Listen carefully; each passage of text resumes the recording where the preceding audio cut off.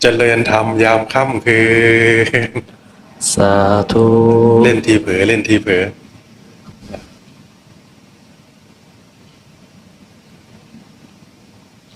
คุยกันเรื่องอะไรดีวันนี้วันนี้มีคำถามเข้ามาครับพระอาจารย์ครับโอเค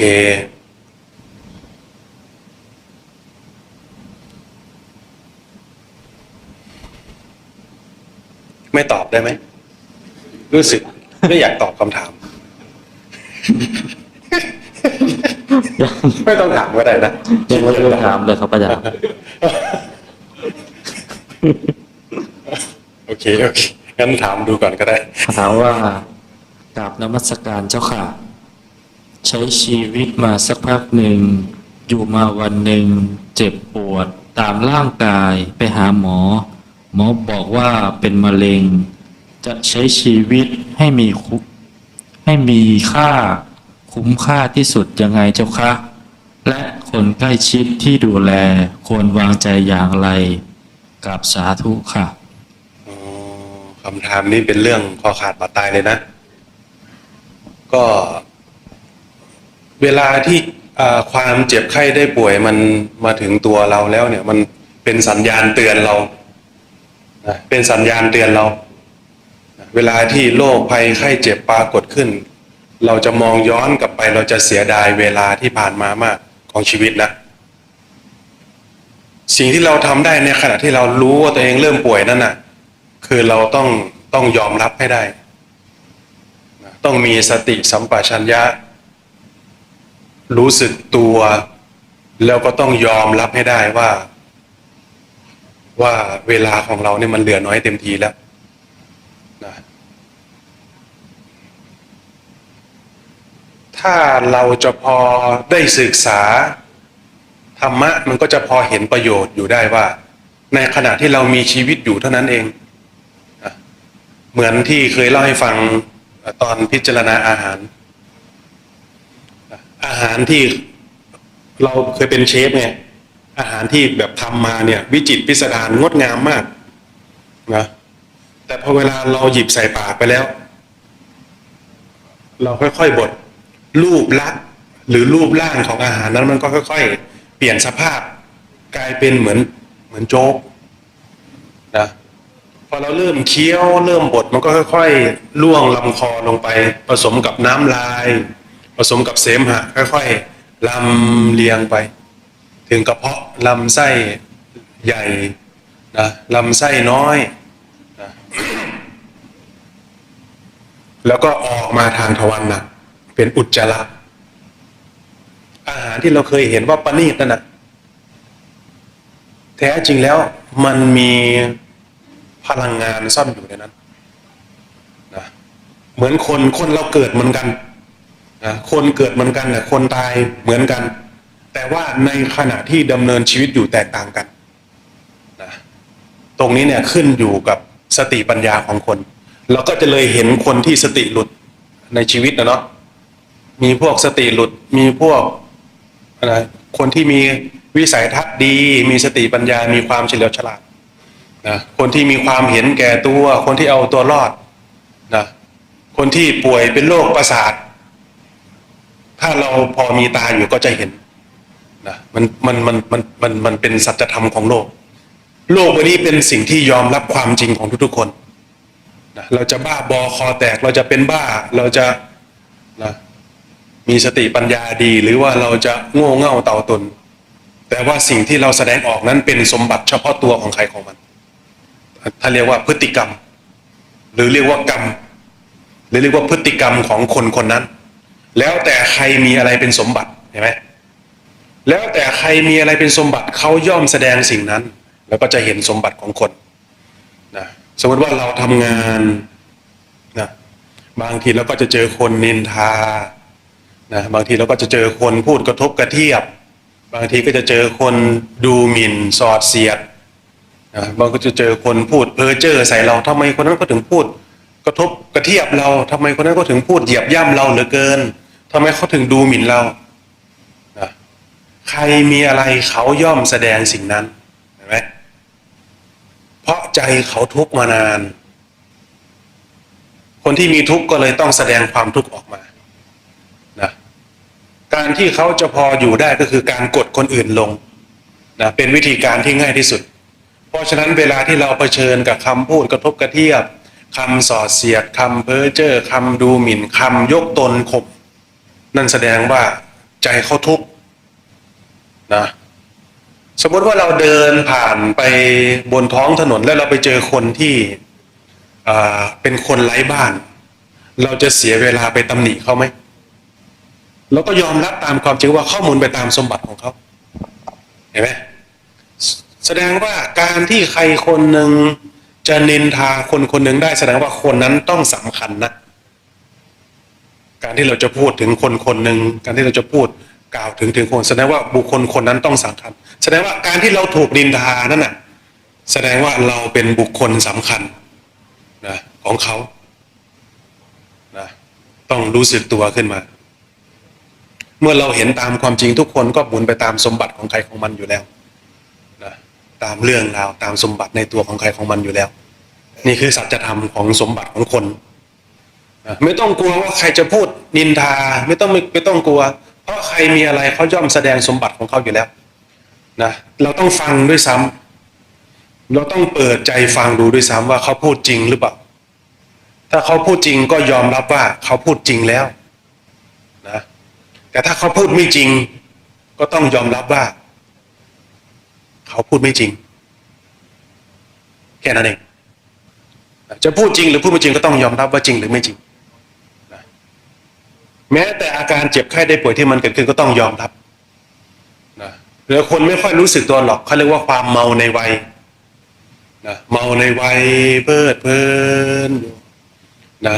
ดิ้นรนแสวงหาความสนุกสนานเพลิดเพลินอยู่เชื่อไหมว่าตอนที่เราบวชเราก็เป็นเหมือนกันนะขอเล่าเรื่องตัวเองให้ฟังสักหน่อย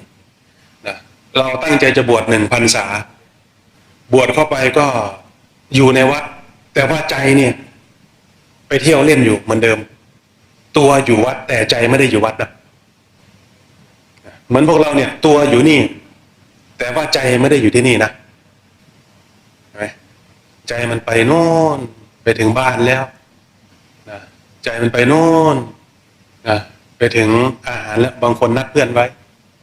นะใจมันไปก่อนแล้วตัวอยู่นี่นะแต่ว่าใจมันล่องลอยไปโน่น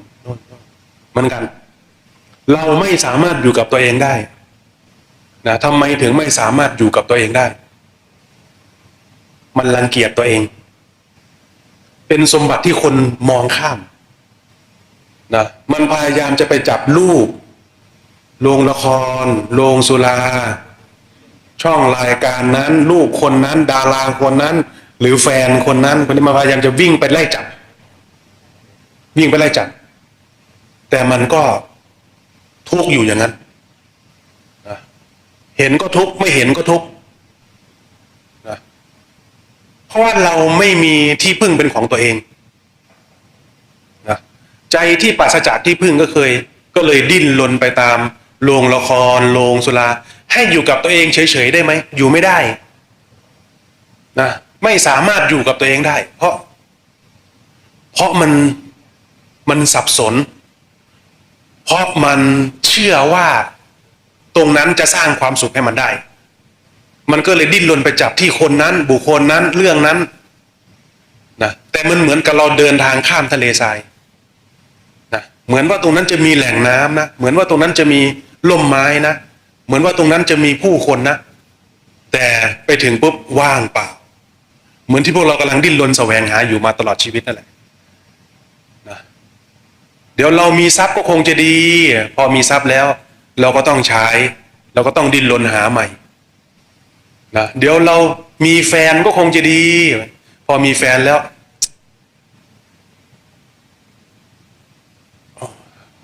มันไม่รู้จะบ่นมันยังไงดีนะ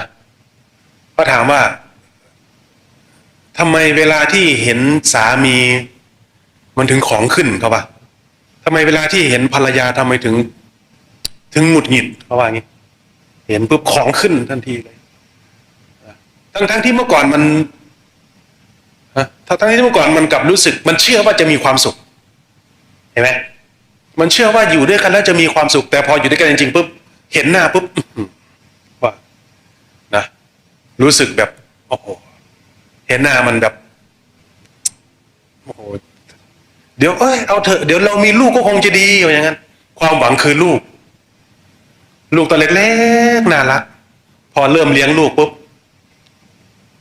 เราว่าเลี้ยงหมาดีกว่าความรู้สึกของใครหลายๆคนรู้สึกว่าเราเลี้ยงหมารู้สึกว่ามันจะดีกว่านี่ลูกมันด่าพ่อกับแม่ด้วยลูกมันเมายาบ้าลูกมันทำร้ายร่างกายพ่อกับแม่เลี้ยงลูกอย่างนี้เลี้ยงหมาดีกว่าบางคนเป็นอย่างนั้นเพราะเราคิดไปเองเพราะเราไม่ได้มีสติปัญญาพอที่จะรู้เท่าทันความเห็นผิดของตัวเองคือเราไม่ได้ศึกษามันก็เลยดำเนินไปด้วยความไม่รู้คือหลงเข้าใจผิดไปเองนะโดยที่เราไม่รู้จักว่าสิ่งนั้นมันดีนะความดีของสิ่งนั้นมันคืออะไรคือคิดไปแค่เข้าข้างตัวเองเฉยๆด้วยความไม่รู้จริงพอมองย้อนกลับมันเหมือนกับคนที่หลงทางอยู่อย่างกระเซาะกระเซิงต่างคนต่างเข้าใจว่าสิ่งนั้นดีต่างคนต่างเชื่อว่าสิ่งที่ยื้อแย่งแข่งขันต่อสู้อยู่ด้วยสิ่งที่ไม่สามารถพึ่งพาได้จริงเลยท่านเรียกว่าถูกปกคลุมอยู่ด้วยความหลงชีวิตของพวกเรานี่ถูกปกคลุมอยู่ด้วยความหลงแล้วก็ดิ้นรนแสวงหาความมั่นคงแล้วเรามองดูดีๆใครที่มีความมั่นคงนะใครที่มีความสุขถ้าเรามองเห็นเราจะเห็นรอยยิ้มที่มันซ่อนความทุกข์อยู่ในใจคนที่เขาบอกว่าเขามีความสุขเราไม่เห็นมุมที่เขาซุกซ่อนอยู่คือหัวใจเขาที่มันปิดเงื่อนปิดบังความทุกข์ไว้ในใจนะการที่เรากลับมาเห็นใจตัวเองเนี่ยสำคัญที่สุดเลยนะตอนที่เราบวชเข้าไปเนี่ยเราไปสังเกตเห็นว่าทำไมตัวเราอยู่วัดแต่ว่าใจของเราเนี่ยมันกลับดิ้นรนกลับไปนะเดี๋ยวเราก็สึกแล้วนะเดี๋ยวเราก็ไปเที่ยวตรงนั้นเราเคยไปเที่ยวตรงนั้นนะเราเคยไปเล่นตรงนี้เราเคยสนุกสนานเราเคยไปปาร์ตี้แบบนั้นเราเคยไปเมาตรงนี้มันไม่สามารถอยู่กับตัวเองได้นะมันดิ้นรนนะถ้าเป็นมือใหม่ก็คือเข้าไปคือยังไม่ได้สนใจในการศึกษามากนะเข้าไปคือไม่ได้สนใจในการศึกษามากนะเข้าไปก็รอวันศึกแต่จุดเปลี่ยนของมันคือเหมือนที่เรานั่งอยู่ในที่นี่แหละเหมือนเวลามันนานมากการบวชในแต่ละวันเนี่ยเหมือนเวลาเนี่ยมันยืดออกเป็นปีเลยแค่วันเดียวเนี่ยเหมือนปีหนึ่งกว่าจะผ่านไปนะเหมือนพวกเรากำลังรอให้เวลามันหมดไปนะมันทุกข์มากมันบีบคั้นมากแล้วทำยังไงเวลามันถึงจะหมดไปนะตอนแรกก็ตั้งใจว่าเดี๋ยวก็ลาสิกขาแล้วนะแต่ด้วยความบีบคั้นของจิตใจที่มันบีบคั้นก่อนไหนเรามาแล้วลองศึกษาดูหน่อยอาจจะเป็นโอกาสเดียวในชีวิตของเราก็ได้นะเราก็เลยลองศึกษาดูนะพยายามจะเดินจงกรมนะไม่รู้พวกเราเคยเป็นหรือเปล่ามันทะเลาะกับตัวเองนะอยากจะเดินจงกรมตัวหนึ่งชวนเดินจงกรมตัวหนึ่งบอกจะลงไปเดินจงกรมทำไมมันมืดนะว่าอย่างนั้นเดี๋ยวจะลงไปเหยียบงูว่าอย่างนั้นอีกตัวหนึ่งก็เราบวชเข้ามาแล้วนะถ้าเราไม่ลงไปปฏิบัติสักหน่อยมันก็เสียเวลาเปล่านะสิจะลงไปเดินได้จริงเหรอเดี๋ยวลงไปเจอผีทำยังไงล่ะทะเลาะกันข้างในคุยกันเอง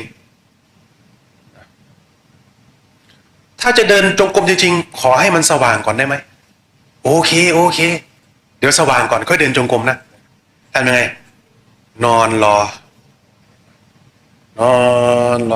ให้มันสว่างก่อนค่อยลงไปเดินจงกรมนะพอเริ่มมีแสงสว่างปรากฏขึ้นเริ่มเช้าปุ๊บสว่างแล้วไปลงไปเดินจงกรมโอ้ยยังไม่ได้พักเลยโอ้ยังไม่ได้พักเลยยังเหนื่อยอยู่เลยโอ้เอาไว้วันหลังโอเควันหลังก็วันหลังทะเลาะกันเองข้างในชวนค้านตัวหนึ่งชวนตัวหนึ่งค้านนะ สุดท้ายคือไม่ได้เดินจงกรมนะเอายังไงวันที่สามวันที่สามนี่มันมีตัวที่มันไปเห็นวันที่สามนี่ลงไปเดินจงกรมได้เพราะอะไรรู้ไหมมันเห็นตัวเองหนีเที่ยวเคยหนีพ่อหนีแม่เที่ยวไหมเคยหนีแฟนเที่ยวไหมมันเห็นตัวเองหนีเที่ยวแล้วมันไม่คิดมากเลยนะมันรู้ว่าไปแต่มันก็ต้องกลับมาทางนี้แหละว่างั้นอันนี้แค่ลงไปเดินข้างกุฏิเดินกลับไปกลับมาเนี่ยคิดอยู่3 วันพอหนีเที่ยวไม่คิดเลยว่าทำไมเดินจงกรมมันถึงยากกว่าการหนีเที่ยวการเดินจงกรมยากกว่าการหนีเที่ยวหนีเที่ยวไม่ต้องคิดเลยวางแผนปุ๊บเดี๋ยวเราไปเที่ยวตอนนั้นแล้วกลับมาปลอดภัยแน่นอนสรุปเลยปลอดภัยนะธรรมะก็ดังขึ้นมาในจิตใจคนดีทำดีทำง่ายคนดีทำชั่วทำยากคนชั่วทำชั่วทำง่ายคนชั่วทำดีทำยากเราก็เข้าใจว่าตัวเองเป็นคนดีมาตั้งนานที่ไหนได้เราชั่ว เห็นตัวเองเต็มๆเลยถ้าให้ทำชั่วเนี่ยทำได้เลยไม่ต้องรอเพื่อนแต่ถ้าทำดีไปทำบุญตักบาตรออกโรงทานต้องรอเพื่อนก่อนต้องรอให้มีพยานก่อนแต่ถ้าให้ทำคุณงามแต่ให้ทำความชั่วเนี่ยกลัวเพื่อนรู้ถนัดเลยไม่ต้องรอเพื่อนทำได้เลยโอ้นี่เราคุ้นชินกับความชั่วนี่หว่าแต่เราเสียเข้าใจว่าตัวเองเป็นคนดีว่าอย่างนั้นโอ้ตายแล้วชีวิตที่ผ่านมาของเราไม่มีเรื่องก็สามารถชมตัวเองไม่มีคนชมก็ชมตัวเองนะโอ้ตายแล้วอ่ะตัวเองชั่วก็ไม่รู้ตัวเองเป็นคนชั่วว่าบอกให้ทำดีปุ๊บเหมือนจะอาบน้ำให้หมานะสั่นออกหมดเหมือนจะฟังทำนี่แหละเอาทำมะไม่เอาไม่ฟังมันไม่เอาเลยนะโอ้นี่เราชั่วว่างั้นคนชั่วทำชั่วทำง่ายถ้าให้ทำชั่วเนี่ยถนัดนะให้ไปสามเลเทเมาให้ไปโกงให้ไปยักยอกให้ไปขโมยของไว้ถนัดว่างั้นแต่พอให้ฝึกสติฝึกสมาธิไม่เอามันไม่รู้ตัวคนชั่วทำชั่วทำง่ายคนชั่วทำดีทำยากโอ้ยเพิ่งเห็นว่าตัวเองชั่วนะไม่ได้เห็นคนไม่ได้เห็นท่าแท้ตัวเองง่ายๆนะเพราะมันจะมีตัวลำเอียงเข้าข้างตัวเองคุมไว้มันเป็นมารยาที่คุมไว้อยู่นะไอเราก็บวชมาแล้วไงบวชมาแล้วก็อยากดีไงทีนี้อยากดีทำไงล่ะก็ต้องเรียนรู้ทีนี้ลงไปเดินจงกรมวันที่3ลงไปเดินจงกรมไปยืนอยู่ทางเดินจงกรมตอนหัวค่ำยืนเลยนะใบไม้ร่วงก็แก๊กมาแล้วเหรอระแวงหวาดระแวงไปหมดเลยก็แก๊กเฮ้ยมาใจเย็นๆมาแล้วเหรอระแวงหลอนไปเลยกว่าจะเดินได้ร่างกายนี่เหมือนหนักยังกับรถ10 ล้อทับไว้มันเหมือนกับมีหมอบบางอย่างที่มันคุมเราไว้อยู่ตัวนี่หนักมากนะเชื่อไหมเวลาที่มันกลัวเนี่ยมันลุกไม่ขึ้นนะตัวนี่มันถูกล็อกอยู่อันนี้ไปตอนกลางวันน่ะหัวค่ำไปยืนอยู่นี่ตัวนี่ถูกล็อกไว้เลยแข็งปักเลยทำยังไงทีนี้ฝืนนะคนดีทำดีเราต้องฝึกแล้วล่ะเราต้องฝืนเผชิญกับมันแล้วล่ะการเรียนรู้ในการอดทนฝืนต่อสู้กับความกลัวนะเชื่อไหมว่าก้าวขาเนี่ยมันเหมือนกับเราเคยดูMortal Kombatไหมมันมีนินจาน้ำแข็งที่มันปล่อยน้ำแข็งใส่คนนั้นจะถูกแช่แข็งไว้แล้วเวลาที่ร่างกายมันทำมันจะค่อยๆแตกออกมันเหมือนกับร่างกายมันแตกออกจากแก้วอะโผล่ออกจากความกลัวโผล่ออกความกลัวที่มันข่มเราไว้อะจากที่ร่างกายมันหนักเป็นตันเลยนะเบาเลยเดินฝ่าไป3 ก้าวเนี่ยเบาไปเลยนะคือเราต้องมีความกล้าหาญในการเผชิญกับ อารมณ์ความกลัว ถ้าเป็นความชั่วเราควรกลัว แต่อันนี้เป็นเรื่องความดีทำไมเราถึงไม่กล้าเอาเรื่องนี้ท่านไม่ได้สอนให้เราไปเป็นบ้าสักหน่อยท่านสอนให้เราพัฒนาตัวเองทำไมเรากลัวเอาวะลองดูว่างั้นขาหนักๆเนี่ยก้าวออกเฮ้ยแตกออกเฮ้ยแตกออกเหมือนกับเราหลุดออกจากม่านสักอย่างที่มันขังเรามานานเบาเลยเดินจงกรมเบาเลยโอ้ยอาหารมากการเดินจงกรมไม่เคยทำไงความรู้สึกนี่เหมือนเด็กได้รองเท้าใหม่อยากอวดเพื่อนนะเหมือนเราได้รองเท้าใหม่โอ้ยเราก็ทำได้เหมือนกันด้วยเราก็เดินจงกรมเป็นเนี่ยโอ้ยไม่ใช่ธรรมดานะเนี่ยโอ้อยากบอกให้โลกรู้ว่าเราก็เดินจงกรมเป็นเดินจงกรมกลับไปกลับมา3 รอบเป็นการเดินจงกรมที่ภูมิใจมากการเผชิญกับความกลัวอีกครั้งหนึ่งความกลัวเนี่ยมันล็อกเราไว้เหมือนถูกแช่แข็งไม่ได้มีแค่ความกลัวอย่างเดียวมีความฟุ้งซ่านด้วยการปฏิบัติธรรมมันจะมีความฟุ้งซ่านมันมีเราเดินเนี่ยคือเราฝืนทนเดินได้แค่ทนนะได้แค่ฝืนทนนะฝืนทนเดินเอาเดินจงกรมมีวันหนึ่งที่ลงน้ำร้อนลงน้ำร้อนเนี่ยเขาก็มาประชุมกันเนาะช่วงบ่าย 3พระเนนก็เขาจะฉันมื้อเดียวใช่ไหมแล้วช่วงบ่าย 3เนี่ยพระเนนก็จะมานัดกันมาฉันน้ำร้อนเสร็จก็จะช่วยกันเก็บกวาดลานวัดตรงนั้นตรงนี้เนาะในขณะที่กำลังฉันอยู่โรงน้ำร้อนพระเนนกำลังรวมตัวกำลังพูดคุยกันอยู่นั่นน่ะครูบาอาจารย์ท่านก็ถามเป็นยังไงบ้างพระใหม่บวชเข้ามาแล้วภาวนาเป็นยังไงกันบ้างท่านก็ถามนะคนหนึ่งก็โอ้เห็นแสงสว่างครับอีกคนหนึ่งก็โอ้ยเห็นเทวดาครับอีกคนหนึ่งโอ้ยมีความสุขครับอย่างนั้นไอ้เราก็แปลกใจเนาะไอ้เรานี่หลับตาลงนี่เห็นแต่ความชั่วตัวเองนะเมาอยู่หลับอยู่ตามเกาะกลางถนนนะทำให้แม่เสียใจแม่นั่งอ่านภาพมันปรากฏเลยนะแม่นี่นั่งอ่านจดหมายลูกของคุณไม่มาถึงโรงเรียนนะไม่รู้ว่าผู้ปกครองทราบหรือเปล่า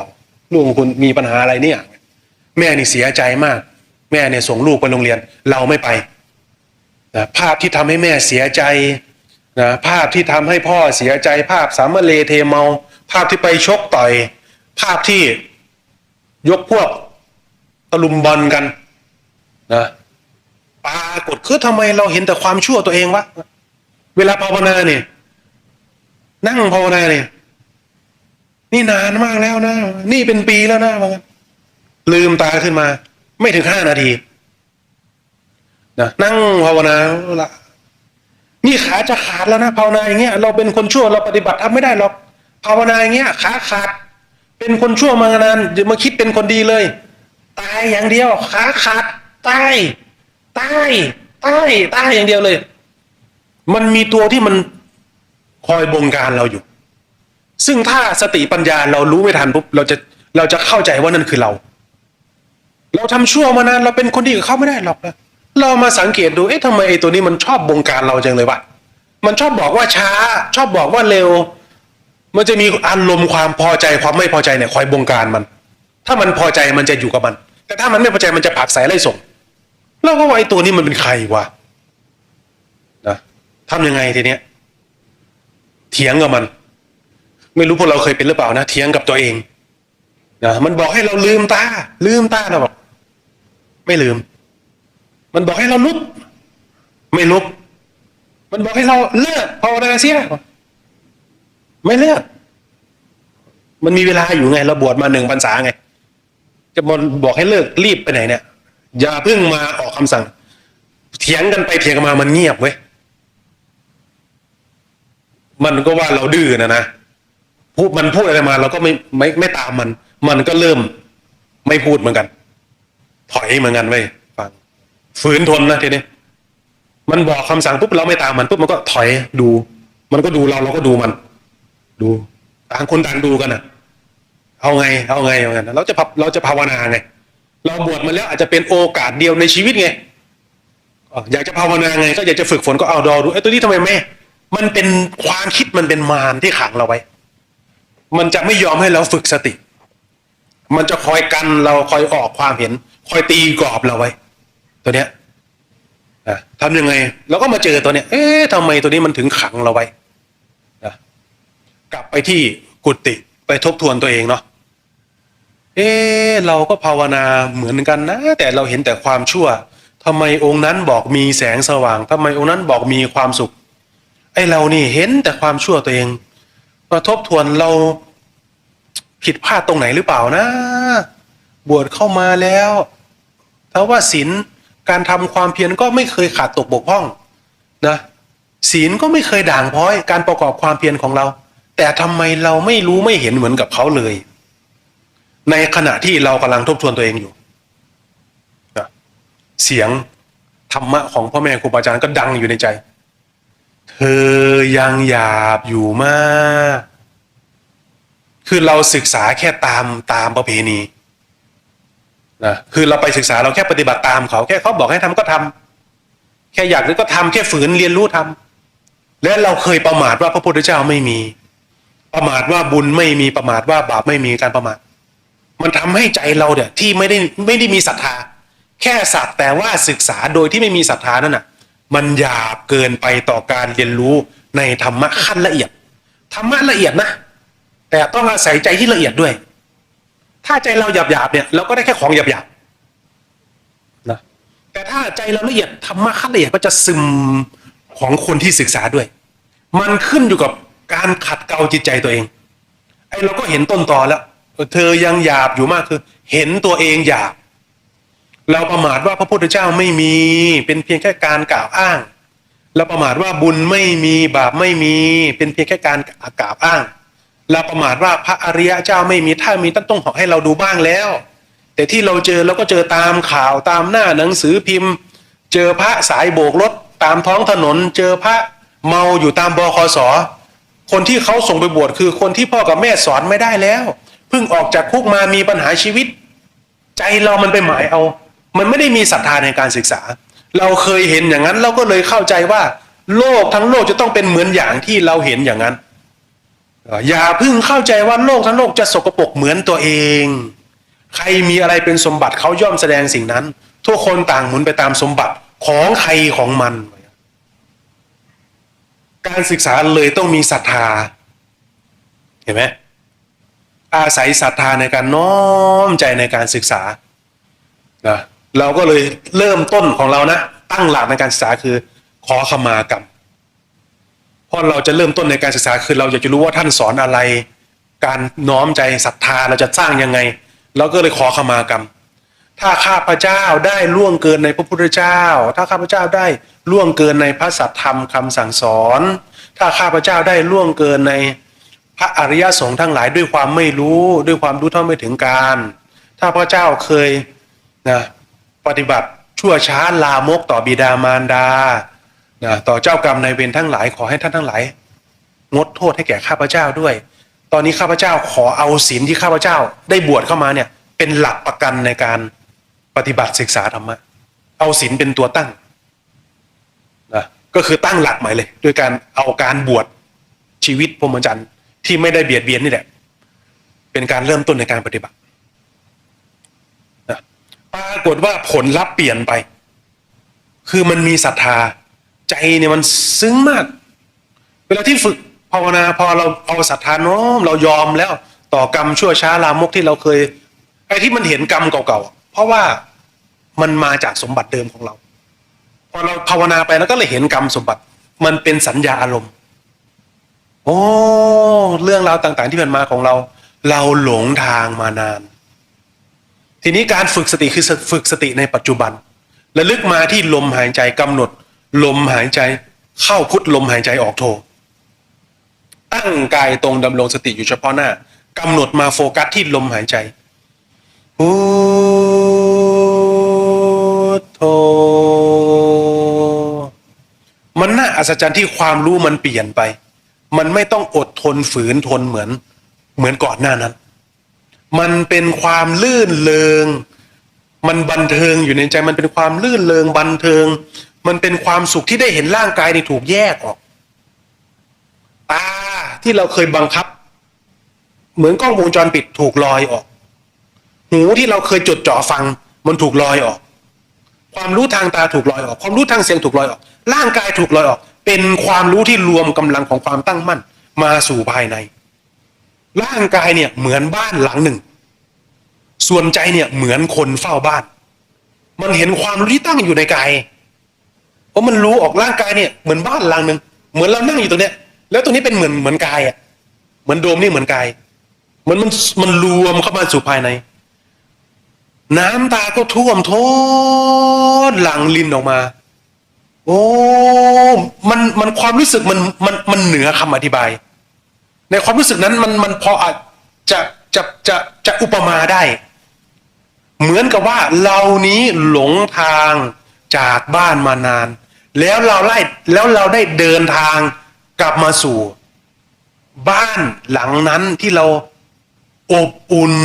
กังวลหายกังวลหายหวาดกลัวหายบอกแล้วมันอบอุ่นมันแน่วแน่มันแนบแน่นจนร้องไห้เลยนะจนน้ำตานี่พังลงเลยนะคือความสุขว่าพี่นี่มันละเอียดเกินที่จะใช้ภาษาใดในโลกนี้อธิบายออกมาด้วยว่ามันสุขเหลือเกินไม่รู้จะพูดเป็นภาษาอะไรนะตัวเนี้ยสุขอื่นยิ่งกว่าความสงบไม่มีเนี่ยมันปื้มอยู่มันล้นออกมาอยู่แม้ไม่เห็นพระพักตร์ของพระพุทธเจ้าก็แน่ใจขึ้นมาทันทีเลยว่าธรรมะที่พระพุทธเจ้าสอนนั้นเห็นได้จริงอย่างเงี้ยนะมันกราบลงหมอบกราบลงด้วยศรัทธาที่มันประจักษ์ขึ้นมาด้วยหัวใจที่ได้สัมผัสกับรสชาติที่ได้กลับมาสู่บ้านคือใจตนใจนี่มันคลายความกังวลในอดีตคลายความกังวลในอนาคตระลึกรู้สึกตัวล่างเนี่ยถูกตั้งอยู่รวมลงมาสู่ภายในนี่ปื้มสุขล้นออกมาโอ้มีจริงหรือนี่เห็นไหมมีจริงหรือนี่โอ้ธรรมะของพระเจ้าประเสริฐขนาดนี้เลยหรือเนี่ยอัศจรรย์ขนาดนี้เลยหรือเนี่ยโอ้สาธุข้าพระเจ้าในความรู้สึกเนี่ยมันพอจะเปรียบเทียบเหมือนกับว่าเราว่ายน้ำอยู่ท่ามกลางมหาสมุทรและเราไม่รู้ว่าเรามาจากไหนและเรามองไม่รู้เลยว่าเรากำลังจะว่ายไปไหนแล้วในขณะที่เรากำลังว่ายน้ำอยู่มันเหนื่อยมานานชีวิตที่มันดิ้นรนขนขวายในการต่อสู้ในสังสารวัฏเนี่ยมันทุกข์มานานแล้วมันอยากจะทิ้งทุกอย่างไว้อยากจะปล่อยให้ตัวเองจมลงไปในมหาสมุทรและในขณะนั้นเราได้คว้าได้กับบางสิ่งบางอย่างที่เราแน่ใจได้เลยว่าเราจะไม่จมลงไปในก้นสมุทรนั้นอีกแล้วเรารอดแล้วเป็นความรู้สึกอย่างนั้นเลยนะต่อให้ใครในโลกนี้จะไม่เชื่อว่าคุณของพระพุทธเจ้ามีก็ตามใครจะเชื่อว่าไม่มีก็ตามเราจะไม่สนใจเลยแต่เราจะไม่ปล่อยมือจากคุณของพระรัตนตรัยนี้เลยมานะเรารอดแล้วมันเป็นความรู้สึกอย่างนั้นเลยนะรู้สึกอัศจรรย์รู้สึกตั้งมั่นรู้สึกอาถรรพ์นะจากที่ได้รองเท้าใหม่ไม่ใช่ได้ชุดใหม่ด้วยนะเด็กรู้สึกอยากจะให้เพื่อนรู้ว่าอุ้ยนี่คือสุดยอดที่สุดเลยธรรมะของพระเจ้านี่ช่างเลิศช่างประเสริฐนะอยากจะให้เพื่อนรู้อยากจะให้พ่อรู้ดีใจมากนี่เห็นไหมเนี่ยนะเหมือนเราได้โทรศัพท์ใหม่นะได้โทรศัพท์ใหม่อยากให้เพื่อนรู้ไม่มีใครโทรเข้าหรอกเห็นไหมฮัลโหลเห็นไหม อวดเพื่อน ความรู้สึกมันเป็นอย่างนั้นนะมันมีตัวอวดอยู่ตอนนี้นะอัศจรรย์คำสอนนะตัวเนี้ยมีกำลังเนี่ยเกื้อกูลให้เราเนี่ยเห็นสิ่งที่เราไม่เคยได้เห็นนะได้ยินสิ่งที่ไม่เคยได้ยินนะเราภาวนาอยู่เนี่ยจากกุฏิเราเนี่ยเราสามารถไปหาเพื่อนได้อีกกุฏิหลังหนึ่งนะเดินไปหาเลยนะท่านบวชมานอนเหรอเลยนะป่วนทั้งหมดอะตอนนั้นอะมันมีกำลังภายในไงนะพอมันมีกำลังตัวเนี้ยไม่ฉันก็ได้พอใจมันมีกำลังเนี่ยให้นอนก็ไม่นอนให้ฉันก็ไม่ฉันนะคิดในใจนะถ้ามีคนเอาผลสมอมาให้คงจะดีเนาะสายไม่รู้ใครมาจากไหนโบแหบหอบมาเป็นกระสอบเลยชิกเอาผลสมอมาให้ มันเป็นอำนาจทางจิตอย่างหนึ่งถ้าคนที่ภาวนาเนี่ยจะสัมผัสจะรับรู้ถึงอำนาจทางจิตตัวเนี้ยคิดอะไรได้สิ่งนั้นเลยนะอยากจะได้สมอเขาขนมาให้เป็นกระสอบเลยว่าไม่อยากจะเสียเวลาอยากจะภาวนาอย่างต่อเนื่องไงตอนนั้นนะอยากจะภาวนาอย่างต่อเนื่องโอ้ยไม่อยากเสียเวลาไปฉันเลยเสียเวลามากเลยอยากจะภาวนาอย่างเดียวอยากจะให้มันต่อเนื่องไปถ้ามีคนเอาผลสมอมาให้คงจะดีว่าอย่างนั้นดูขนมาให้เป็นกระสอบเลยนะถ้ามีคนเอาน้ำแดงมาให้คงจะดีนะโอ้สักพักหนึ่งบ่ายๆมีคนเอามาให้เพราะเป็นห่วงเขาว่าไม่เห็นลงไปฉันลงน้ำร้อนเลยก็เลยเอามาฝากว่างั้นโอ้ดีเหมือนกันเว้ยคิดอะไรก็ได้อย่างนั้นได้ยินเสียงสวดมนต์นะเวลาเห็นคนที่ลอยอยู่ในอากาศเห็นไหมพวกเราเห็นไหมมีคนลอยในเห็นไหมเห็นไหมใส่หมวกด้วยเอาแล้วทีนี้เขาไม่เห็นมีมันเป็นแสงไฟคนมีรัศมีแสงไฟลอยอยู่ในอากาศเห็นไหมเห็นไหมเห็นไหมเห็นไหมไม่เห็นไปเอาแล้วเราทีนี้เริ่มไปแล้วทีนี้ ไม่เห็นนะไม่รู้พวกเราได้ยินเหมือนกันหรือเปล่าจะมีเสียงคนสวดมนต์กระหึ่มเอาสวดมนต์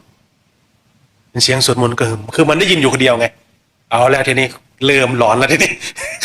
เริ่มพูดกับใครก็ว่าไปแล้วทีนี้เอาแล้วความขัดแย้งเกิดขึ้นตรงนี้เพราะสิ่งที่เราเห็นกับสิ่งที่คนอื่นเห็นไม่ตรงกันเริ่มขัดแย้งแล้วเห็นความขัดแย้งจากความเห็นที่ไม่ตรงกันตัวนี้นะตัวนี้มันจะเสริมอัตตานะคนนั้นยังไม่ถึงเราเบนั่งสมาธิได้5 นาทีนั่งสมาธิได้5 ชั่วโมงก่อนค่อยมาคุยกัน เบพวกนี้เบพวกนั้นยังไม่รู้จักศีลพวกนั้นยังไม่รู้จักทานมันจะเป็นความสำคัญตัวพวกนักเลงสมาธิเขาจะถือตัวเองเจอคนที่นั่งสมาธิไม่ถึง5 นาทีเนี่ยเหยียดไม่คุยพวกนี้เบยังไม่ถึง เบไม่ถึงไม่คุยมันจะเป็นความสำคัญอยู่ที่แท้ตัวเองก็มาจาก5 นาทีนั่นแหละตัวเองก็ฝึกฝนจาก5 นาทีนั่นแหละแต่ว่าไอ้ตอนที่มันสำคัญเนี่ยมันจะสำคัญเลยนะมันจะสำคัญในตอนนี้จะเป็นเองโดยอัตโนมัติเลยคือเวลาที่เราปฏิบัติความดีมันจะเสริมอัตตาโดยอัตโนมัติเลยนะมันจะส่งเสริมอัตตาโดยอัตโนมัติเลยเป็นเองคือมันเป็นเหมือนของคู่กันเหมือนมีแสงเนี่ยเงาต้องปรากฏเพราะมีตัวแสงเนี่ยเหมือนแสงธรรมเงาต้องปรากฏเพราะเราปรากฏเพราะมีเรามันยังไงก็ต้องมีเป็นของคู่กันเมื่อมีแสงก็ต้องมีสิ่งนี้ปรากฏเป็นของที่คู่กันเลยต้องสังเกตจริงๆถึงจะเห็นรายละเอียดตัวนี้แต่พอพูดถึงกำลังของสมาธิเนี่ยอัศจรรย์มากพวกเราอาจจะไม่เคยเห็น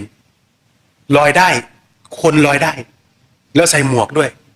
ใส่ชฎาใส่หมวกลอยได้แล้วมีลำแสงในตัวลอยแล้วได้ปะควักเพื่อนเราก็อะไรวะเอาแล้วเราเริ่มไปแล้วเนี่ยอาการเริ่มหนักแล้วเนี่ยสักพักหนึ่งก็สอนเขาแล้วทีนี้เดินไปสอนเลยเขาก็ตกใจเนาะท่านบวชมานอนเหรอว่างั้นไปเดี๋ยวผมพาเดินจงกรมว่าอย่างนั้นครับว่างั้นเดินจงกรมวันแรกวันที่2วันที่3มางอแงมันไม่ได้นอนไงไอ้เรานี่ไม่ได้นอนมาหลายวันแล้วของมันขึ้นแล้วไงสติมันมีก็ไม่กินก็ได้ไม่นอนก็ได้แล้วไงมันมีกำลังสติแล้วตั้งมั่นดีแล้วไงเจอเพื่อนไปบังคับเพื่อนเดินจงกรมเพื่อนเห็นหน้านี่โมโหเห็นแค่หน้าโผล่มาปุ๊บผมเบื่อพระอรหันต์มากเลยนะท่านเราก็โถเราอุตส่าห์มีน้ำใจมีความปรารถนาดีปฏิเสธน้ำใจของเราได้ยังไงไอ้พวกนี้ทำไมมันบุญน้อยเหลือเกินพวกนี้มันบาปหนานะเนี่ยแต่ว่าทำไมพระอรหันต์น้อยใจพระอรหันต์น้อยใจมันมีเวลาที่เขาปฏิเสธลองสังเกตดูนะเวลาที่เราปรารถนาดีกับคนแล้วเขาปฏิเสธเราแล้วเราน้อยใจ ต้องสังเกตถึงจะเห็นมันพระอรหันต์น้อยใจว่าอะไรว่าเราอุตส่าห์ตั้งใจมา แต่ว่าเขากลับบอกว่าเขาเบื่อหน้าเราเต็มทีแล้วว่างั้นน้อยใจว่าอย่างนั้นอะไรวะไอ้พวกนี้ว่างั้นเอ๊ะแต่ทำไมเราถึงน้อยใจทำไมความน้อยใจเกิดขึ้นที่เราวะเอาแล้วทีนี้สงสัยจะยังไม่ใช่ละก็เฝ้าดูไอ้ความน้อยใจตัวเอง เดินกลับไปที่กุฏิยังไม่ถึงกุฏิเลยนะถึงทางเข้าสงบจิตสงบงึบสูขึ้นมาใหม่ย้ายกุฏิไปหาเพื่อนอีกครั้ง เป็นพระอรหันต์มาละ2-3 รอบเป็นแล้วเขาก็ด่ามารอบหนึ่งแล้วก็ทุบอีกแล้วเป็นพระอรหันต์เขาไม่ยอมรับก็ทุบอีกแล้วเพราะย้ายไปอยู่นั่นย้ายไปทุบเป็นพระอรหันต์จนเลิกเป็นไปเพราะเป็นพระอรหันต์ทีไรทะเลาะกันทุกทีเลยกับเพื่อนบอกรีบเป็นเกินไปเพิ่งบวชเองว่างั้นโอเคไม่เป็นก็ได้วะ สบายใจดีไม่เป็นก็ได้ไม่เป็นแล้วไม่เป็นแล้วโอเคเพื่อนใจเย็นเราเลิกเป็นแล้วนะตอนนี้ให้เข้าใจตรงกันนะ มันก็เลยโอ้เข้าไปเป็นทีไรเนี่ยเป็นตลอดเลยทะเลาะตลอดเลยมันเพราะมันมีอุปทานไงอุปทานอะไรอุปทานสมาธิเพราะสติปัญญายังไม่ทันมันเพราะสมาธิเนี่ยเป็นเหมือนหินทับหญ้านะพอสมาธิเสื่อมยังไงโอ้ตัณหาราคะตัณหาบีบคั้นอ่ะเวลาตัณหามันขึ้นอ่ะนอนหมุนอยู่ในกุฏิหมุนตัวเคยเห็นงูไหมมันหมุน เวลาตัณหามันขึ้นอ่ะสมาธิมันเสื่อมไปความตั้งมั่นมันหายไปอ่ะพอตัณหามันตีกับปุ๊บหมุนตัวหมุนอยู่อย่างนั้นนะนอนก็ไม่หลับหมุน พี่หมุนอยู่อย่างนั้นน่ะทำยังไงผ่อนอาหารเดินจงกรมผ่อนอาหารเดือนหนึ่งอ่ะหมดเลี้ยวหมดแรงเลยไม่มีกำลังเลยนะหลับในทางเดินจงกรมอ่ะหลับหน้านี่เปื้อนดินน่ะลืมตาขึ้นมาเห็นแต่ขวดน้ำแดงตั้งอยู่โอ้ร่างกายนี่พร้อมหมดเลยจากน้ำหนัก95เหลือ65นะความโกรธก็รุนแรงช่วงที่ว่าสมาธิมันเสื่อมว่าโมโหใครพูดขัดกันนะอะไรวะพวกนี้มันปฏิบัติทำยังไงบวชมานานใช่เปล่าพวกนี้บวชมานานซื่อๆโอเค พวกบวกมาก่อนนะจะขึ้นไปหาหลวงพ่ออินทวายมีพระพี่เลี้ยงกันไว้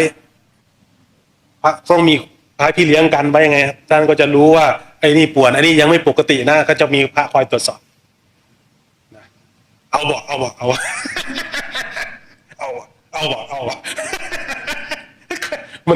มันขนาดนั้นนะเอาขวางทางเอามันสำคัญตัว แล้วมันเลยโค้งนะเดินไปเนี่ยถ้าคนเห็นก็จะว่าวิปลาสนั่นแหละใครอยากให้พระวิปลาสเข้าหาครูบาอาจารย์เข้าใจความหมายใช่ไหมมันวิปลาสใครจะให้มันเข้าพบยังไงล่ะเอามีวิปลาสจะให้ใครเข้าพบครูบาอาจารย์เดินไม่ใส่รองเท้าอ่ะวิปลาสไหมล่ะไม่มีไฟเดินเท้าเปล่าไม่ใส่รองเท้าไม่เปิดไฟมืดเดินไปหาลิงอย่างเงี้ยเดินไม่มีกลัวงูคือมันเป็นวิปัสสนูเรียกวิปลาสนั่นแหละนะ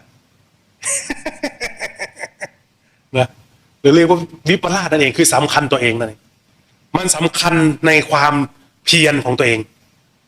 เพราะมันทำแล้วมันอาถรรพ์กำลังมันอาถรรพ์มากกำลังเนี่ยอาถรรพ์มากตอนที่ผ่อนอาหารเนาะมีเนนนัดเอาเล็บมาอวดเราเล็บเนนเป็นพระธาตุนะเอาเล็บมาอวดเราแต่ว่าเนนเนี่ยเขาสายหวยบอกหวยเนี่ยได้กินเพราะหวยว่างั้นแกได้สูบบุหรี่ได้มีลาภสักการะเนี่ยอาศัยหวยไม่ได้อาศัยธรรมะ เพราะว่าแกมีอุปนิสัยทางลาภสักการะแกอาศัยบอกหวยเนาะแกเอาเล็บมาให้ดูไงเล็บแกเป็นพระธาตุเป็นพระธาตุเราเด้เป็นวะเราก็เนี่ยอายุ17-18เอง นะเล็บเป็นพระธาตุ เขาก็เล่าให้ฟังว่าเนี่ยเขาได้มาเนี่ยเพราะว่าเขาบอกหวยว่าอย่างนั้นไอ้เราก็เคยขึ้นเขาไงมีครั้งหนึ่งที่เราเริ่มภาวนาแล้วเจอแม่ชีคนหนึ่งอยู่บนก้อนเมฆอ่ะไอ้เราก็อยากรู้ไงว่าใครไงคือเราเคยสงสัยว่าถ้าพระอริยะเจ้ามีเนี่ยขอให้ท่านแสดงฤทธิ์ให้ดูหน่อยเงี้ยนะเราเคยพูดอย่างนี้ไว้อยู่ดีวันหนึ่งมีแม่ชีไปยืนอยู่บนต้นไม้อ่ะเรากำลังเดินจงกรมอยู่อ่ะแล้วก็หรือว่าพระอริยะจะมาสอนเราอย่างเงี้ยนะแล้วก็หันไปดูว่าแม่ชีใครวะแม่ชียังเก่งขนาดนี้แล้วครูบาอาจารย์ท่านจะเก่งขนาดไหนเราก็อยากรู้ว่าแม่ชีคนนั้นเป็นใครไงนะแล้วก็แบบจ้องไปแบบใครวะอย่างเงี้ยนะอยากจะเห็นหน้าว่าเป็นใครพอจ้องไปปุ๊บท่านก็ปุ๊บไปอีกต้นหลังหนึ่งปุ๊บแล้วก็ตามไปบนต้นไม้ตามไปบนยอดเขาเลยนะปุ๊บปุ๊บปุ๊บขึ้นก้อนเมฆเลยนะปุ๊บเราก็ตามไปจ่อๆเลยพอไปก้อนเมฆก้อนที่ 3ท่านขี่เสือออกมาปุ๊บตกใจเสือแล้วลึกรู้สึกตัวขึ้นมาปุ๊บอยู่ที่ทางเดินจงกรมโอ้แม่ชีขี่เสือโคตรเก่งเลยเว้ยสักพักหนึ่งเสียงแม่ชีก็ก้องกังวานมากแกพูดว่าลูกเอ๋ยโลกนี้เป็นโลกหาได้จะหาทรัพย์ก็หาได้จะหายศก็หาได้จะหาสวรรค์จะหานรกก็หาได้จะหามรรคผลนิพพานก็หาได้ท่านว่าอย่างเงี้ยไอเราไม่รู้จักมรรคผลนิพพานเรารู้จักแต่หาทรัพย์ก็ทำงานไงหายศก็ไปสอบแข่งขันหาสวรรค์ก็ทำบุญหานรกก็ทำความชั่วไงแต่ว่ามรรคผลนิพพานไม่เคยได้ยินมาก่อนมรรคผลนิพพานก็เป็นธรรมะที่คาใจก้องอยู่ในใจอยู่มรรคผลนิพพานก็หาได้อะไรครับก้องอยู่ในใจวันต่อมาเนนได้บุหรี่มาได้อะไรมาเอาตลับเล็บมาให้ดูเห็นมาทานแล้วเนี่ยนี่เนนมาอวดรองเท้าใหม่นี่เอารองเท้ามาอวดเป็นมาทานแล้วเดียวสันเอาเล็บใส่ตลับมาให้ดูบ้าเนนคือแน่นอนแต่ว่าเราก็ว่าเราไม่ธรรมดาเหมือนกันนะว่าสันเราก็เลยตั้งใจว่าจะไปกองสลากวันนั้นเนนบอกได้เราก็ต้องบอกได้สิวะอย่างเงี้ยนะเราก็นั่งภาวนาเลยตั้งใจเลยจะไปกองสลากแล้วนั่งภาวนาปุ๊บจะไปกองสลากแล้วนะมันไปถึงกำแพงวัดหลวงตามหาบัวถือไม่เลียวรออยู่ว่างั้นจะไปไหนอย่าส่งจิตออกนอกระหว่างเงี้ยคาออกไม่พ้นวัดคาอย่าส่งจิตออกนอกว่าอย่างเงี้ยคาเลยไปไม่ได้ชนกำแพงวัดกลับมาทบทวนทำไมเป็นอย่างนี้ทบทวนตัวเองความหมายคือที่เราเข้าใจตอนนั้นนะความหมายคือกำลังของสมาธิเนี่ยถ้าเราเอาไปใช้ในทางโลกอ่ะมันก็จะหมดเปล่าๆไม่เกื้อกูลต่อการศึกษาแต่สมาธิจะเกื้อกูลต่อการบรรลุมรรคผลนิพพานนั้นน่ะเป็นสมาธิที่ตั้งมั่นอยู่กับตัวเองไม่ใช่สมาธิที่ไปรู้ไปเห็นสิ่งนู้นเมื่อก่อนมันนี่ไงมันสนุกไงมันไปเที่ยวกุฏิหลังนั้นมันไปเห็นอันนั้นสนุกไงเห็นมันก็ชอบสิแต่พอสมาธิหมดใช่ไหมทุกข์แล้วทีเนี้ยราคะก็รุนแรงโมโหก็รุนแรงแล้วทีเนี้ยก็นั่งภาวนาใหม่ก็เดินจงกรมจนเห็นแม่ชีมาสอนธรรมะก็เลยเข้าใจว่ามันต้องไปรู้เหมือนอย่างนั้นหรือเปล่าไงปรากฏว่าไม่ใช่ท่านบอกว่าอย่าส่งจิตออกนอกท่านว่างั้นก็เลยต้องคือมาเฝ้าสังเกตดูใจตัวเองดูความบีบคั้นของใจตัวเองมีความสุขนะภาวนาเนี่ยลาลาลาลาลาลาลาลาลาลาลามีความสุขมากเลยมันเป็นอย่างนั้นจริงๆมันเบิกบานมากเลยภาวนาเนี่ยปลื้มใจสุขใจสนุกกับการภาวนามากมันไปเจอเงื่อนหนึ่งมันไปเดินผ่านทางขยะ ถังขยะอบต.สีเหลืองสีเขียวสีแดงแล้วมันก็รู้สึกไม่ชอบใจอย่างรุนแรงมากมันเป็นอะไรที่ขัดกับธรรมชาติอะเดินผ่านเฉยๆนะกำลังกวาดใบไม้แล้วเดินผ่านปุ๊บไอ้ถังขยะสีเขียวสีเหลืองสีแดงตั้งอยู่เนี่ยมันไม่เข้าตาเลยนะมันไม่ชอบมันขวางตานะไอ้เราไปเห็นเงื่อนตัวนี้ไปลากมันเลยสีเหลืองลากถังขยะสีเหลืองมาพร้อมกับสายยาง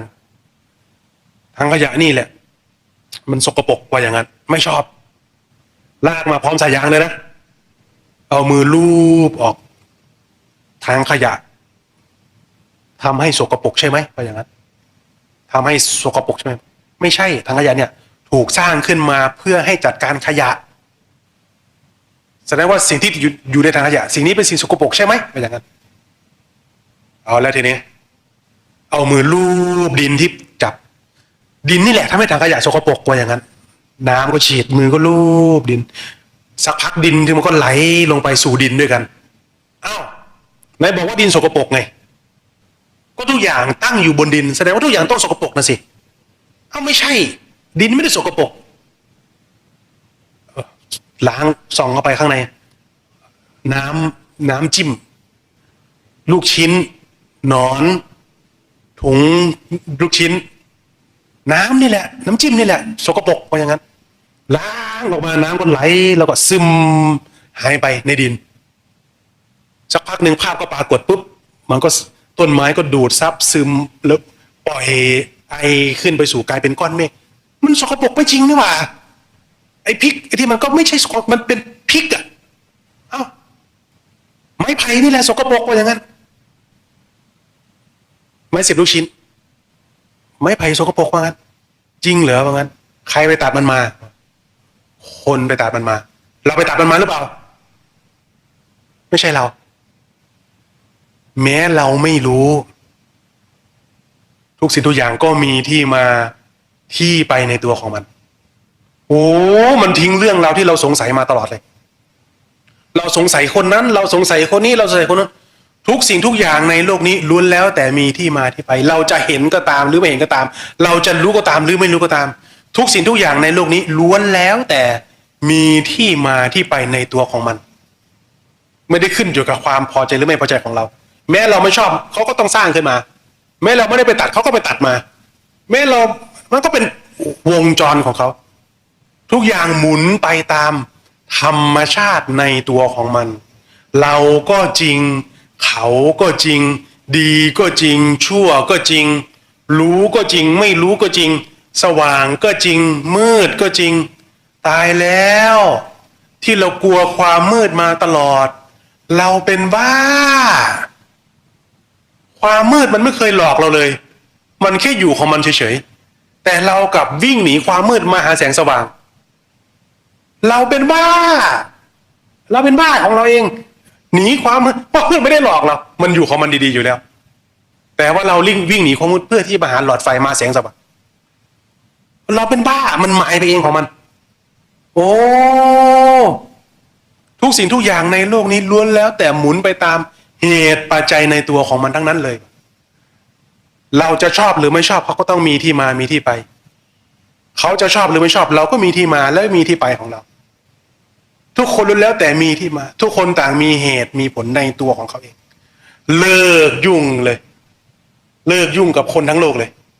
แล้วเราจะไปไหนต่อนะมรรคผลนิพพานก็หาได้นี่มรรคผลนิพพานก็หาได้แต่มันต้องรู้จักตัวเองก่อนนะเพราะมันจะรู้ว่าแล้วเราจะไปไหนเราคือใครเราจะไปไหนมันจะไม่เห็นตัวเองนะเบาไปหมดเลยนะการภาวนาพอมันขี้ไขเงื่อนนี้ได้เนี่ยเบาเลยโลกธรรมะนี่ง่ายมากนะไม่ได้มีแค่รองเท้าใหม่เท่านั้นไม่ได้มีแค่เสื้อผ้าใหม่เท่านั้นมีหมวกใบใหม่ด้วย มีหมวกใบใหม่ด้วยนะปฏิบัติภาวนาสนุกมากเลยนะ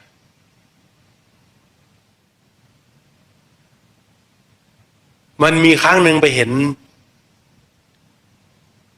มีแฟนตกลงกันเอาไว้ว่าบวชก่อน1 พรรษาแล้วแต่งงาน แฟนก็ว่าจะบวชแค่พรรษาเดียวก็จะออกไปก็แต่งงาน ปรากฏว่ามีความสุขไงปฏิบัติธรรมลาลาลาลาลาลาลาลาลาลาลาลามีความสุขมากเลย รู้สึกว่าเราไม่ต้องไปยื้อแย่งแข่งขันไม่ต้องไปต่อสู้อะไรกับใครแล้วมีความสุขมากเลย แฟนมาถามวันลาสิกขาได้วันลาสิกขาหรือยังมากับพ่อมากับแม่บอกเข้าไปว่า ไม่ต้องรอแล้วนะเธอชอบใครเธออะไรตามสบายเลยไม่ต้องรอเราแล้ว เราเห็นโทษของชีวิตแล้วเราไม่สามารถ เราไม่อยากให้เธอต้องทุกข์กับเราอีกต่อไปแล้วขอให้เธอได้มีชีวิตที่ดีงามเถอะรู้สึกว่าเราเป็นคนที่ทำให้เขาทุกข์ไงให้เขาไปมีความสุขเถอะว่าตอนกลางวันพอเขากลับไปมาภาวนามีความสุขไง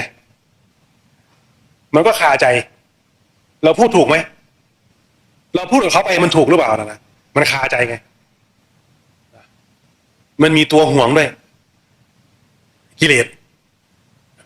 นั่นแฟนเรานะว่างั้นจะไปยกให้คนอื่นได้ยังไงว่าอย่างนั้นนั่นแฟนเรานะว่างั้นมันโมโหไปพูดอย่างนั้นได้ยังไงว่างั้นนั่นแฟนเรานะว่างั้นโมโหมันเตะเราอ่ะกิเลสเตะเรามันลุกขึ้นเตะเราเลยแต่เรากำลังนั่งภาวนาอยู่มันเตะเราเอียงเลยนะอะไรวะมันมีตัวห่วงด้วยนะก็ภาวนาไปภาวนาไปมันจะไปเล่นตอนที่เราหลับพอเราปฏิบัติธรรมสติมันตั้งมั่นเนี่ยไม่กินไม่นอนไม่เผลอนะมันก็จะรอตอนที่เราเผลอคือตอนหลับตอนหลับนี่มันส่งลูกสาวมา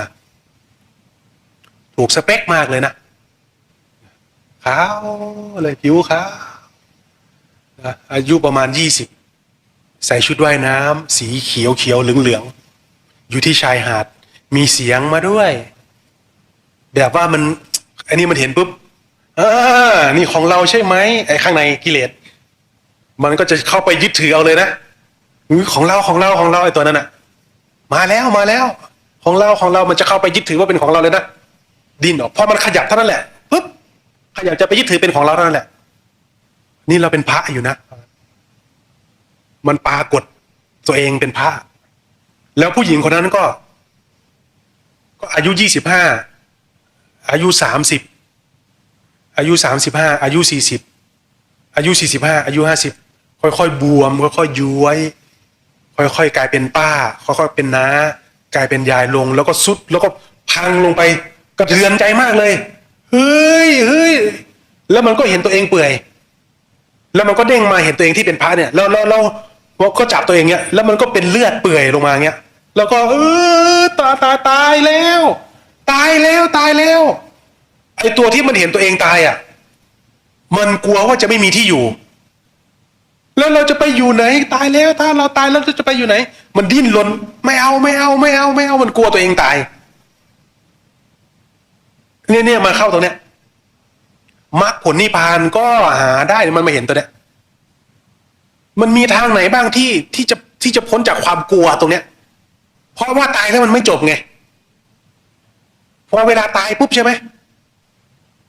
พอเวลามันทิ้งธาตุขันธ์ไปใช่ไหมร่างกายเนี่ยถูกทอดทิ้งไว้เหมือนหลับเลยนะเหมือนหลับปุ๊บทีนี้มันจะเป็นเหมือนแสงสว่างเป็นจุดเล็กๆจุดเดียวการจุติเกิดของสรรพสัตว์นะการเกิดมี4ประเภทนะเกิดในครรภ์เกิดในไข่เกิดในมูดคูดแล้วก็เกิดแบบโอปปาติกะคือผุดขึ้นเกิดเลยปุ๊บปรากฏเลยทีนี้มันจะเ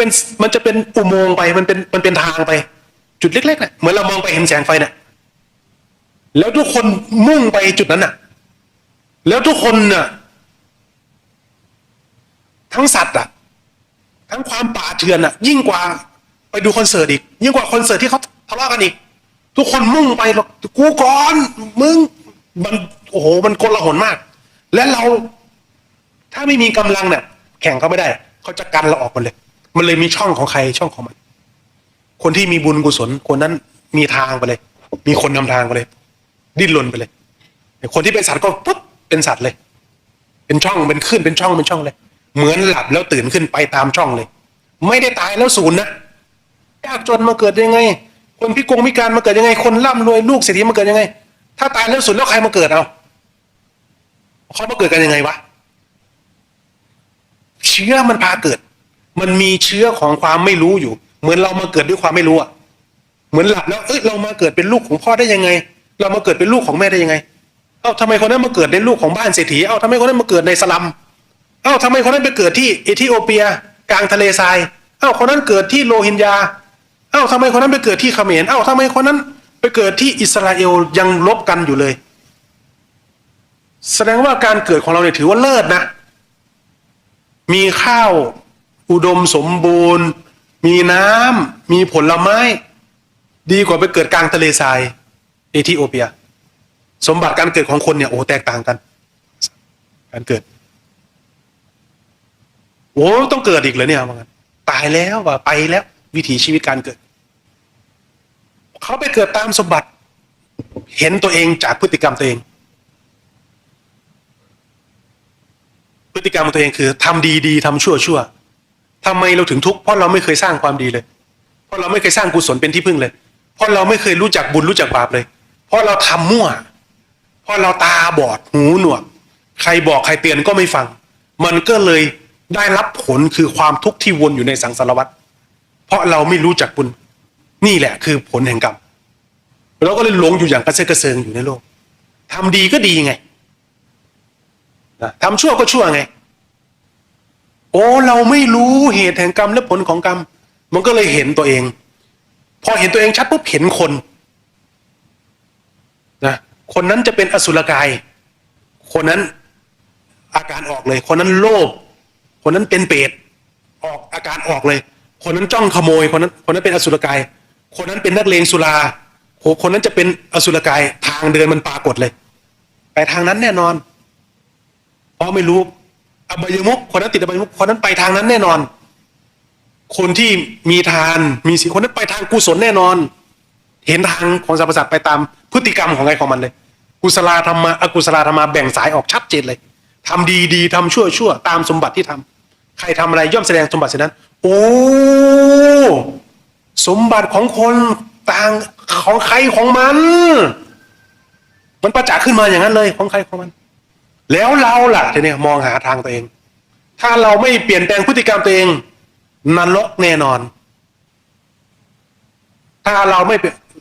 เราไม่เคยมีความเสียสละเลยมีแต่ความเห็นสามัญเลเทเมาบ้าบอคอแตกอยู่แล้วเราไม่เคยรู้จักทานไม่เคยรู้จักศีลไม่เคยรู้จักจิตภาวนาเลยนรกแน่นอนถ้าเราไม่เปลี่ยนแปลงพฤติกรรมตัวเองทำยังไงล่ะเห็นทางแล้วไงทางที่เป็นกุศลท่านตัดไว้ชอบแล้วเราจะเดินหรือเปล่าแค่นั้นเองว้านี่เราบ้าหรือเปล่าวะพูดกับใครก็ไม่ได้นะสงสัยเราจะบ้าไปแล้วไปพูดเรื่องนรกเรื่องสวรรค์เรื่องการเกิดไปแล้วว่างั้นห้ามพูดเหรอเพิ่งบวชมาจะไปรู้เรื่องอะไรนั่นน่ะสิก็วางนั่นแหละสุดท้ายเราจะเป็นบ้าไปแล้วหรือว่าเราจะเป็นบ้าจริงๆวะนั่นน่ะมันเป็นสิ่งเป็นความรู้แต่มันก็ไปเชื่อเอาก็ไม่ได้ไงแต่มันก็จริงนะนึกออกไหมเพราะมันเป็นไปตามกรรมพฤติกรรมอะไปแล้วเราไปแล้วแล้วเราอยากจะเห็นตัวเองไปในทิศทางไหนเราก็ต้องยอมสละตัวเองออกจากทางของความหลงไงแค่บวชเนี่ยเหรอว่างั้นทุกข์เหรอว่างั้นบวชเนี่ยทุกข์เหรอว่างั้นเราไม่ต้องไปแข่งขันเนี่ยทุกข์เหรอว่างั้นแต่ถ้าเราอยู่ที่เดิมเนี่ยเราต้องไปยื้อแย่งแข่งขันนะไหมแต่ถ้าบวชเนี่ยทุกข์เหรอไม่ต้องไปยื้อแย่งแข่งขันแล้วนะไม่ต้องไปชิงดีชิงเด่นไม่ต้องไปสำคัญมันหมายเรียนรู้ในการให้อภัยแล้วนะเบาแล้วนะทางที่เบาแล้วนะทางการแก้ความหลงแล้วนะ